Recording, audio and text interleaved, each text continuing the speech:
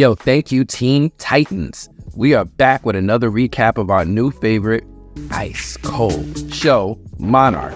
I'm your host, Anthony, and I'm going to do my best to be your guide in this blockbuster show. As we're picking up where episode 3 ended with, poor DUHO got turned into an icicle by a Titan, and then it decided to wreck the only plane that they used to land and was their only exit, leaving Cate, Kentaro, Mate, and Shaw with little to no options on how to get out of this one.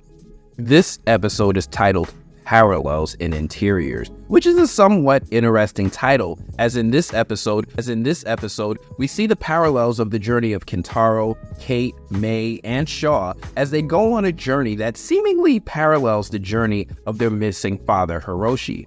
This episode opens with a woman sitting out in the desert, tanning. Yeah, we're still in 2015, except now we're in Utah. Weren't we just in Alaska with Kentaro and company? Also, what is she wearing? Like, is it me, or is this like an 80s homage thingy? Like, not quite like the kids from Stranger Things, but it looks like this is kind of an homage to the guy who played Thor in that old 80s movie, Adventures in Babysitting. It could just be me, but she really, really looks like Thor. Anyway, this woman is sunbathing out in the desert, listening to Anaconda, while out of nowhere, some alarm in her RV goes off, and she goes off to investigate. She gets inside the RV, and we see that her RV is more like a bat cave with all sorts of high-tech equipment inside. She does some digging and even has to go under some furniture, but she's finally able to find the thing that's making the alarm noise, and she's a little surprised because it's old. Like, real old. Like, old enough that she has to dust it off and look up the instruction manual on how to use it. Once she reads through the book, she kind of sort of freaks out and gets on the phone with presumably Monarch, like immediately to share whatever it is that she's discovered. We then switch to, there they are. We're back in Alaska with Cate, Kentaro, Shaw, and May saying their prayers as they see their old friend DUHO getting tossed around like a chew toy by a scrappy little kaiju that wants to see what their insides look like. Kentaro is a little bit isolated from the others, with the Titan taking this as an opportunity to see if Kentaro wants to play by himself. Shaw offers some advice while, running in the other direction without helping, and tells Kentaro to run, and Kentaro decides to shoot his shot, literally, when he sees a flare gun in the snow and decides to shoot it at the Titan, which accomplishes almost nothing except serving as a momentary distraction. Now, real quick, this might be the kaiju Titan known as the Ice Borer. Like, hear me out. The Ice Borer is a kaiju that first appeared in the Godzilla the series cartoon. It was an animated sequel to the 2000 Godzilla movie. You remember that movie that starred Ferris Bueller? There were a few episodes, and in one of the episodes titled Freeze, Godzilla and the team came across some kaiju in the Arctic that overpower Godzilla in the episode and even drag him beneath the ice against his will, as the Ice Borer goes on to terrorize the humans of the show. Now, this episode of this cartoon could be related to this creature, as there are definitely some similarities, but we'll have to wait and see what we can actually confirm. Somehow, Shaw is able to find an ice cave for them to use to try and hide from the Ice Titan. Our heroes are shook, and the Ice Borer is consistently hunting our crew, and unfortunately for May, the creature causes the cave floor to collapse and forces May into doing the reverse ice bucket challenge and almost turned her into a Maycicle. Poor May is in so much pain at the moment and almost gives up their location because of the pain. Kentaro is standing in the corner doing nothing, frozen with fear. Shaw tells the group that the coast is clear and they can head out, and Kentaro finally decides to help May with, walking, as she lets him know how happy she is to be here. We then flash back a year ago to a much younger looking Kentaro. Wow, like, it's amazing what a difference a year makes, and my guy Kentaro is looking downright dapper in his fresh to death gray and black suit and short haircut. We see that Kentaro is something of an artist, and it looks like my guy is in the process of preparing for an art exhibit featuring his work. Who knew? My guy is getting a nice pep talk from his manager when, after a few moments, his mom shows up to see the work and the exhibit from her son. Kentaro's mom seems very, very proud, as she should be, and says a lot of positive things about her son and his work. She continues showering her young Kentaro with positive affirmation, and is doing so in light of the fact that Kentaro's dad, Hiroshi, won't actually be present for one of his greatest accomplishments, adding more trauma, and Kentaro tries to be positive about it, but fails and decides to go for a walk to get some air. We then catch up to Kentaro, who's standing outside in front of looks like a flyer for his art show, and is taking a picture of it with pride. Coincidentally, it's at that exact moment that we see Mei walking through the streets of Japan and lining up exactly into Kentaro's shot as she walks by. And just like any woman with some sense, she takes issue with the idea of a random man taking her picture in the streets. She says something to him about it, but it somehow works out in his favor and turns into some light flirting, going back and forth, with Kentaro even showing off a little bit of game. He invites Mei to go drinking whiskey with, while skipping out on his own art show, and I gotta admit, he made the right decision. We then flash back forward to 2015, and Mei and Kentaro, they're making their way through a horrible situation with Mei at risk of hypothermia after getting wet in the earlier Titan attack. Shaw tries to give some words of wisdom, but truth be told, the situation is not looking too good and has very few things positive to say other than, they have a better chance if they head toward the coast and hope to see people. Kentaro swears he saw, something from the plane, and straight up, nobody else saw ish. So everybody is rightfully skeptical that, he might just be talking about some stuff. He's delirious. Maybe he took a hit to the head in the Titan attack. He might not be all there. We then switch back to 2014 with Kentaro leading Mei into some weird, dark alley, staircase, red flag alert that he swears is someplace that she wants to go drinking at. After a few moments of it looking sus, we find out that Kentaro actually knew the secret entrance to a Japanese speakeasy. And hell, I'm a little impressed at my guy's game and knowledge of hidden drinking spots. Kentaro continues laying down the charm with Mei, and the date is going well, with Kentaro finally showing an interest in Mei and asking her what it is that she does, and she just blows it off as, computer-ish. Mei is a little suspicious of Kentaro and how much of this encounter is an act and how much of it is sincere, with Kentaro willing to take things a step further. And we switch to see Mei being invited back to Kentaro's place, and she came.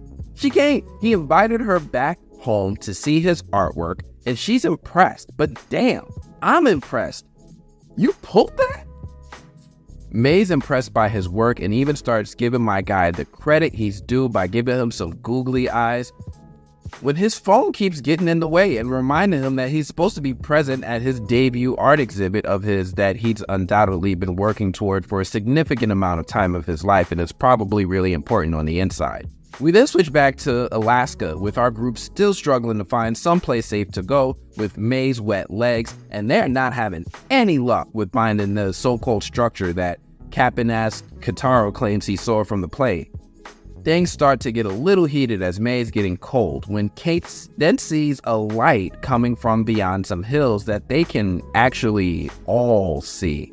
Kentaro still insists that he saw a structure from the plane, and the thing he saw is much closer than whatever is the source of that light.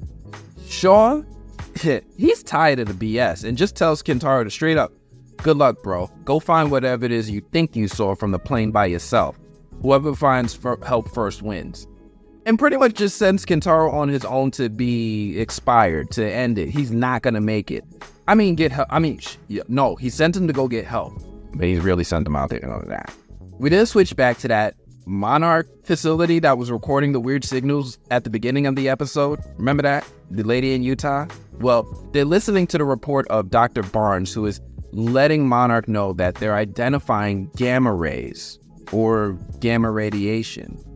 They're detecting the same kind of readings that people detect right before either they see the Hulk or Godzilla, and I don't think Apple has the rights to the Hulk. We then switch back to Kentaro, and it looks like my guy has messed up. I mean, it is not looking good for my boy at all. He's out here hearing voices. He's by himself. It's getting dark. Hell, he can't even drink no water because his water bottle is frozen. We then switch back to Shaw, May, and Cate, who are trying to get May to that source of light that they saw from the top of the ridge. I ain't gonna front, May is cranky and is tired of this ish. We then switch back to Kentaro, who decides he just needs to lay down and catch his breath for a second. Just lay down in the snow outside, just for a second. We then switch back to May, Cate, and Shaw, who, to their surprise, end up right back where they started, and then back at their father's tent that they left behind in the beginning of the episode. Apparently, Titans can have odd effects on their environment, and that's a good enough explanation for now from Shaw, I guess, whatever. We switch back to Kentaro, who's still catching his breath in the snow, this time with his eyes closed, because, we do that sometimes when we need a break. We just close our eyes outside in the snow. And he looks over and he sees May, and she's laying in the snow next to him. And all of a sudden, we're flashed back to that very first day that they met in 2014. And, oh shit, apparently Kentaro and May had some fun. May shares with Kentaro that she's from Tacoma, and Tacoma sucks, so she came to Japan because Japan is cool. She then starts to prepare to leave and gets a call as Kentaro is saving his number in her phone because, he definitely wants to see that again. Want to see that again.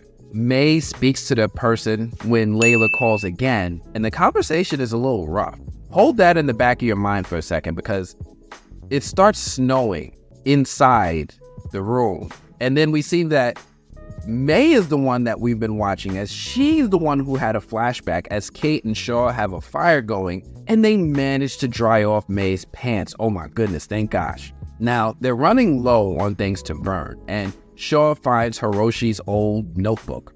Now, rather than using their smartphones and taking pictures of the pages with the phones first, they choose, you know what, let's just burn the pages immediately because this way we can keep the fire going to help keep May warm. And it's almost comical that they make this decision because it's after the exact moment that they burn the most crucial page that they absolutely needed that the Street Shark Titan returns and blows their house down, while Shaw, Cate, and May helplessly watch as that one page that they needed was burned the exact second that they did it, and the Titan ruined everything. We then switch to the Monarch facility, and they're going over the data that they discovered, indicating that a Titan attack is imminent.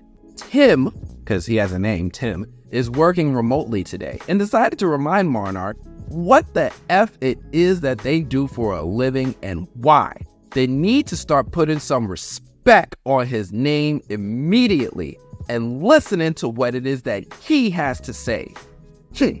We then switch back to Cate, May, and Shaw, who realize the Ice Titan that's chasing them is attracted to fire. So Shaw decides to build a bonfire using jet fuel as a distraction. So that this way they can make a run for it and make another run at getting at that source of the light that they saw earlier.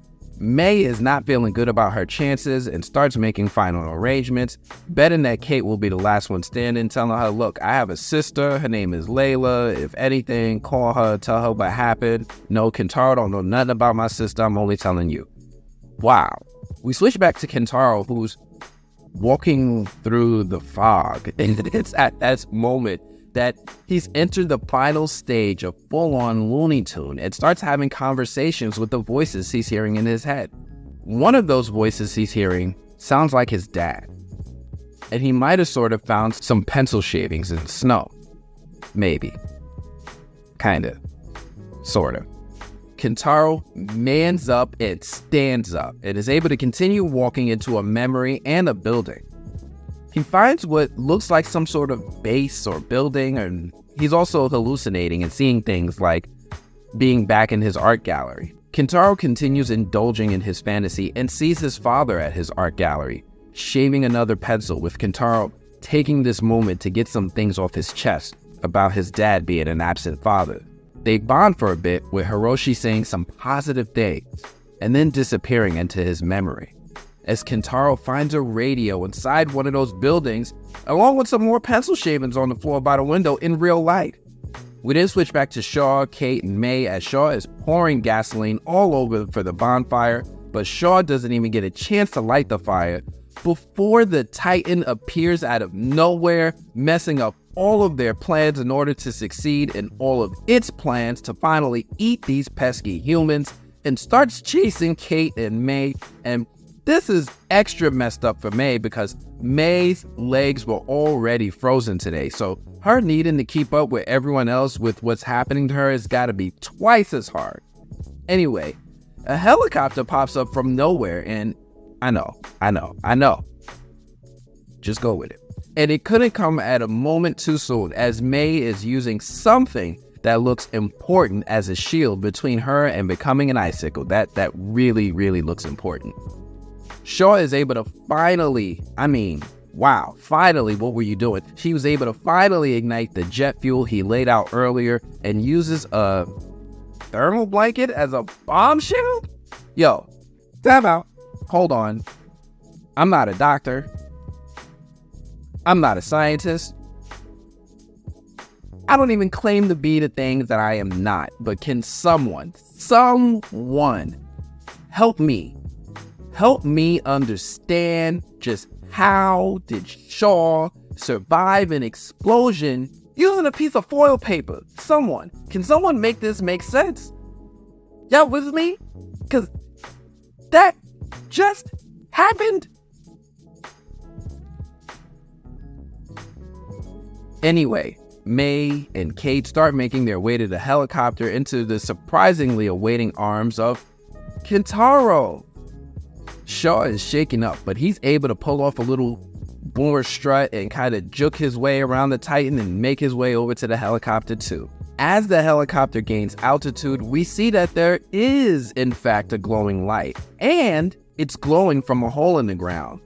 Now, this immediately makes us think of that last time we saw a hole like this in the Monsterverse, back in King Kong vs. Godzilla, when this same organization, Monarch, was investigating a hole in Antarctica in which they enlisted the aid of King Kong to help them travel to the center of the Earth. This light instantly makes me think of that hole, with this hole existing under similar conditions here in Alaska. We then switch to the next day. May is healing up, and Kentaro is bonding over his sister, for real this time, as he shares that he found pencil shavings when he found the radio. This gives them hope that their dad, Hiroshi, is alive, and that they may have a happy ending after all. That's until Shaw sees that important item that May was using as a shield between her and the Ice Titan early in the episode was actually an important computer. And as soon as they open the helicopter door, they're greeted by all of the WWE that Monarch employs, as they're probably in their helicopter. This is probably a Monarch helicopter, and end credits. And I gotta admit, this was a cool episode.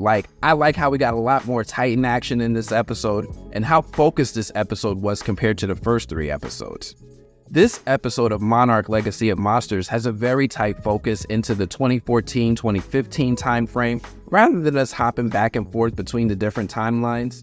I am curious how that will all turn out, and why they decided to show us what feels like the ending at the beginning of the series, when we saw Billy and Keiko together as a couple, and also Keiko meeting her demise when she fell into the baby Muto pit.